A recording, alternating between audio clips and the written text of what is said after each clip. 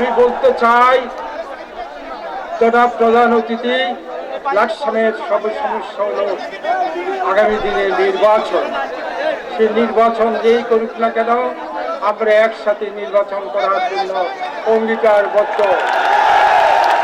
কিন্তু তার আগে যে প্রয়োজন নেতাকর্মীকে চুপ করার জন্য, সেটা হলো পদ পদবী।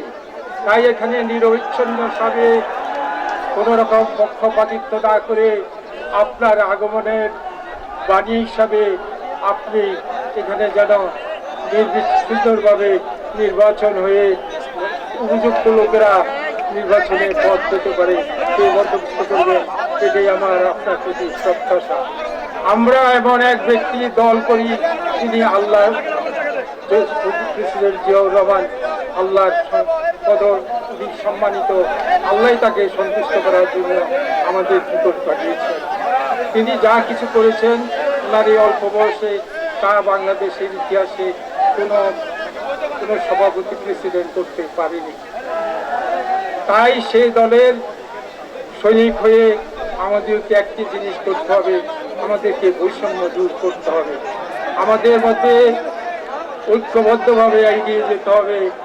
নির্বাচন শুধু একটি প্রাতিষ্ঠানিক অংশগ্রহণ করা, কিন্তু নির্বাচনের আগেই আমাদের মধ্যে, আমি জনাব কালাম সাহেবকে ধন্যবাদ জানাচ্ছি, তিনি আমাকে দেখার জন্য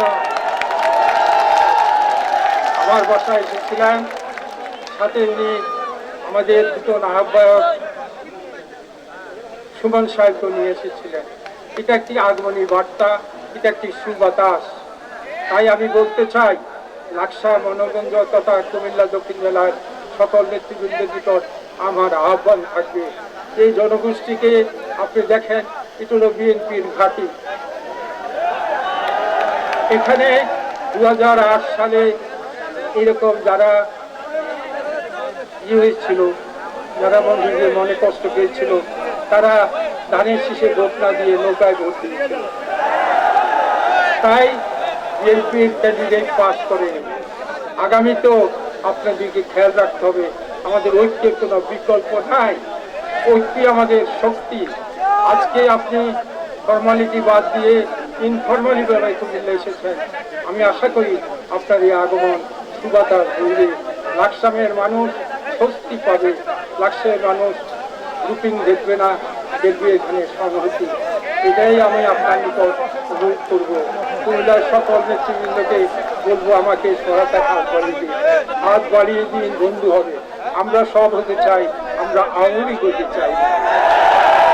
ভাইরা আমার, আপনাদের নিকট আমার একটি প্রত্যাশা থাকবে, আওয়ামী লীগের কোনো লোককে আপনার অন্যায়ভাবে জায়গা দিবেন না, আর অন্যায়ভাবে তাদের উপর অত্যাচার করবেন না। আওয়ামী লীগের সেক্রেটারি জেনারেল বলেছিল একদিনে 5 লক্ষ লোক মারা যাবে। আমি গর্ব করে বলতে পারি, আজকে বাংলাদেশে 10টি লোক মারা যায়নি। আর লাকসাম অত্যন্ত শান্তিপ্রিয় মানুষ, ধর্মভীরু মানুষ, এখানে ধর্মান্ধ মানুষ নেই। সুতরাং আপনাদের সকলের প্রতি আমার আহ্বান থাকবে, আপনারা সকলেই আমাদেরকে সাহায্য করবেন। আমি এবং কালাম সাহেবের মধ্যে একটি সৌহার্দ্যভাব যেন বজায় থাকে, সার্বিকভাবে, আংশিকভাবে নয়। সেই আহ্বান জানিয়ে আমি আমার বক্তব্য শেষ করছি। সকলকে ধন্যবাদ। আসসালামু আলাইকুম। বাংলাদেশ